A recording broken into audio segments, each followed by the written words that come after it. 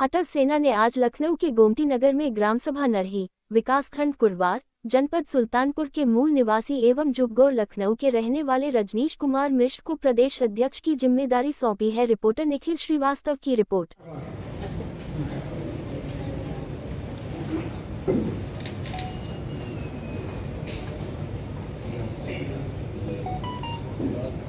ये ठीक है।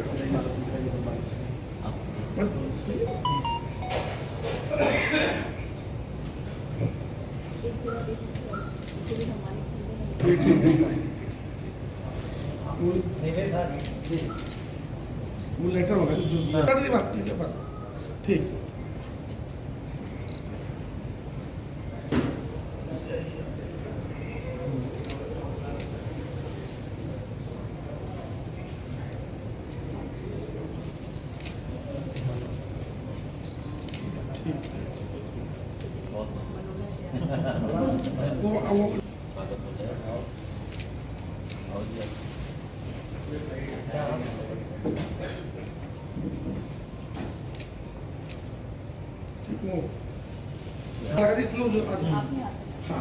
हाँ बाबू इधर देखिएगा, इधर आप थोड़ा सा आइए।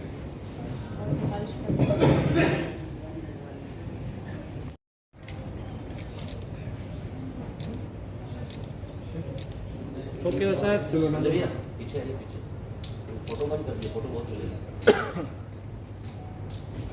अरे मुस्कुराइए, लखनऊ में हैं आप भाई। आप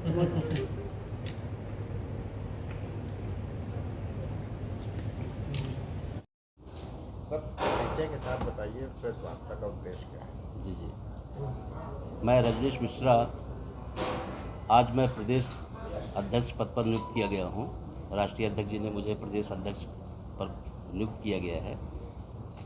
उनके द्वारा नियुक्त किए जाने पर मुझे हर्ष का विषय भी है, मुझे बहुत प्रफुल्लित भी हूँ कि मैं आज ऐसे उत्तर प्रदेश का संगठन का प्रदेश अध्यक्ष होते हुए संगठन को आगे ले जाने का प्रयास करने का जो बीड़ा है वो उठाने का मुझे मौका मिल रहा है। तो कहीं न कहीं जो अभी चुनाव प्रचार भी चल रहा है अटल सेना का, तो इस माध्यम से जो हम चुनाव प्रचार में भी अभी हम हैं, चुनाव अभियान में भी है, मिशन भारत जो हमारा विजय अभियान है भाजपा का, तो हम जगह जगह पे जा कर के हर जगह जो है अटल सेना के माध्यम से कहीं न कहीं हम जो विजय रथ है आगे बढ़ाने का प्रयास करेंगे।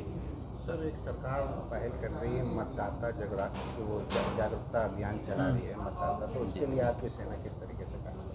हमारी सेना, जैसे मान लीजिए कुछ लोग ऐसे हैं, कहीं कहते हैं कि भाई गर्मी पड़ रही है हम वोट डालने नहीं जाएंगे, सोए हुए होते हैं, लेकिन कहीं न कहीं हम जो अगर उनको कुछ जलपान की व्यवस्था करते हैं, कुछ वाहन की व्यवस्था करते हैं, उनको कहते हैं भाई साहब आप उठिए, आपका ये हक है, आप एक देश के राष्ट्र के हित के लिए काम करने जा रहे हैं, आपका कर्तव्य बनता है कि आप जो है आगे बढ़ करके हिस्सा ले, देश हमारा, राष्ट्र हमारा मजबूत हो, यही मेरी कामना है उनको। सर, लखनऊ से राजनाथ सिंह जी चुनाव लड़ रहे हैं, एक उनके लिए वोट अपील, उनके बारे में तो सर देखिए, मैं अब आपने छेड़ दिया है, तो मैं वो जब शिक्षा मंत्री थे तब मैं 92-93 में हाई स्कूल का छात्र था, और बड़ा अच्छा है कि आज मैं इस माध्यम से उनके तक संदेश पहुंचाने का कार्य करूंगा।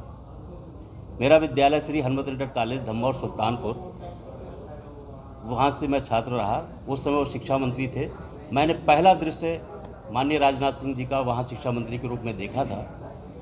वहाँ मुलाकात हुई, तो मुलाकात तो क्या, वो तो दर्शन हुए थे केवल, जो कि कोई परिचय नहीं। मैं छात्र था, तो छात्र के नाते उनको देखते हुए उनके जो वो यशस्वी भाषण थे, जो उनके विचार थे, उसको सुन करके मैं बहुत प्रफुल्लित हुआ था।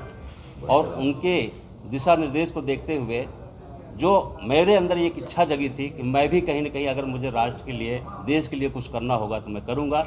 आज ऐसा मौका आया है कि माननीय राष्ट्रीय अध्यक्ष जी के द्वारा मुझे कुछ करने का मौका मिल रहा है। ठीक है।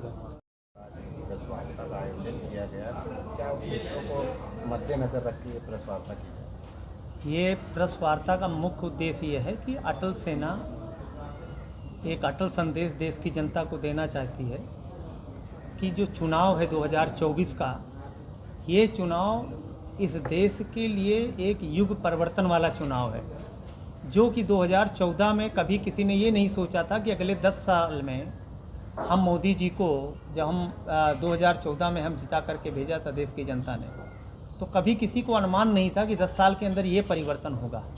और वो देश की जनता ने देखा है कि आज हमारा देश डिजिटल इंडिया, डिजिटल पेमेंट के मामले में विश्व का नंबर 1 है।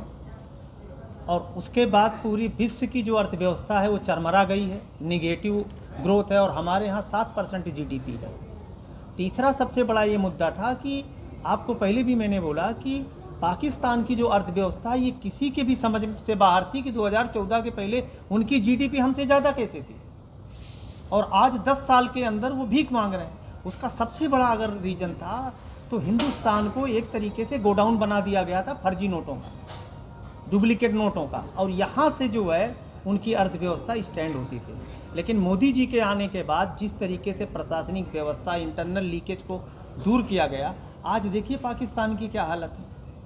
उसके बाद में दूसरा सबसे बड़ा कारण ये था कि मोदी जी को चुनने के बाद देश की जनता ने पहली बार एहसास किया 10 साल के अंदर कि कभी किसी को भय नहीं लगता। दीपावली हो, दशहरा हो, ईद हो, बकरीद हो, कितना भी भीड़ हो, नहीं पहले ये होता था कि हमेशा डर लगता था भीड़ में मत जाओ, बम विस्फोट हो जाएगा।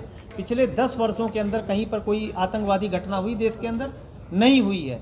और इतना बड़ा देश होने के बावजूद आज आप देखिए ना, 140 करोड़ की आबादी का देश है और लोकतंत्र का पर्व चल रहा है, चुनाव चल रहा है, रैलियां चल रही हैं, रोड शो हो रहा, IPL का मैच हो रहा शाम को, कहीं किसी को डर है? ये कोई सीधी साधारण बात नहीं है, बहुत बड़ा अचीवमेंट है इस देश के लिए। और ये अचीवमेंट के लिए हमको धन्यवाद देना चाहिए मोदी सरकार को, मोदी जी को। इसके लिए 2024 का चुनाव निजी मुद्दों का नहीं है, ये जातीय आधारित मुद्दों का नहीं है, क्षेत्रीय आधारित मुद्दों का नहीं है, बल्कि ये राष्ट्रीय हितों का मुद्दा है। पूरी दुनिया में आग लगी हुई है, लेकिन भारत चैन की जो है नींद सो रहा है। इसका श्रेय किसको जाता है? तो मोदी जी और मोदी जी की विदेश नीति को जाता है। इसको मत भूलिए, आज सभी देशों के साथ हिंदुस्तान का संबंध बहुत अच्छा है, चाहे ईरान हो, चाहे इजराइल हो, चाहे यूक्रेन हो, चाहे रसिया हो या अमेरिका हो। तो जो मेहनत करके एक दुनिया के अंदर भारत का जो स्तर बनाया है, उसको अगर मान लीजिए कि हम लोग बाधित कर देंगे और इस सरकार को रिपीट नहीं करेंगे, तो ये देश फिर 25-30 साल पीछे चला जाएगा और फिर कभी उभर नहीं पाएगा। इसके लिए मिशन भाजपा विजय अभियान जरूरी है। और देश की जनता ने ये तय कर लिया है 80 बनाम 20, 545 सीटों में 80% सीट जो है NDA को जाएगी, 421, 422, 20% में सारे गठबंधन जो है आपस में बांट रहे हैं। मैं शिल्पी हूँ और मैं यहाँ पे प्राचीन चिकित्सा वगैरह पे काम कर रही हूँ और मैं एक कार्यकर्ता हूँ। लेकिन मैंने ये महसूस किया है, जैसा कि अभी अध्यक्ष जी ने बोला कि एक विकसित भारत की रणनीति, एक विकसित भारत का दृश्य दिखाया जा रहा है और दिख रहा है हमें। ये एक मशरूम की तरह उगी हुई पार्टी नहीं है, ये एक संघर्ष की पार्टी है, एक संकल्प की पार्टी है।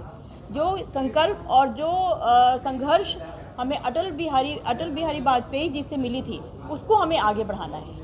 ये एक मतलब अचानक से खड़ी हुई नहीं एक पार्टी है, बहुत सालों से इस पे काम चल रहा है। और अभी हम देख रहे हैं कि जो विकास की तरफ जिस तरह से हमारा भारत जा रहा है, ये एक बहुत ही उसकी बात है। और ऐसा ना हो कि हम धूप की वजह से सोच करके कि धूप है बाहर, ऐसा सोच करके हम न जाएं बाहर, सोचेंगे अटल बिहारी ये मोदी जी तो आएंगे ही, हमारा BJP तो आएगा ही, ये सोच करके कहीं ऐसा ना हो ये उस कहानी की तरह है जैसे कि एक बार एक राजा ने बोला था कि एक राजा के लिए बोला गया था उसके राज्य में कि हर कोई इस काम के लिए 1 लोटा दूध डाल के आए। सबने ये सोचा 1 लोटा दूध हम क्यों व्यर्थ करें, हैं हम तो पानी डाल देते हैं। सबने पानी डाल दिया, सोचा हमारे 1 लोटा दूध से क्या होगा। तो ऐसा ना हो कि हमारे 1 वोट से क्या होगा, मोदी जी तो आएंगे ही। तो वो वाली कहानी जो कि सबको पता है, उसको डीप में नहीं जाना है। तो इसलिए हमें सबको वोट के लिए प्रेरित करना है, चाहे साम दाम दंड भेद, चाहे कुछ भी हो जाए। क्योंकि ये एक जो हमारी जो ये BJP पार्टी है, अटल सेना की जो पार्टी है, उसने एक चमकता हुआ सितारा की तरह वो प्रकाशित हो रहा है अभी। अब हमारा काम है कि वो सितारा हमेशा चमकता रहे, न कि एक दिन ये दूसरी पार्टियाँ आ करके ना उस पर अपना हाथ लगा दें, वो सितारा रुक जाए।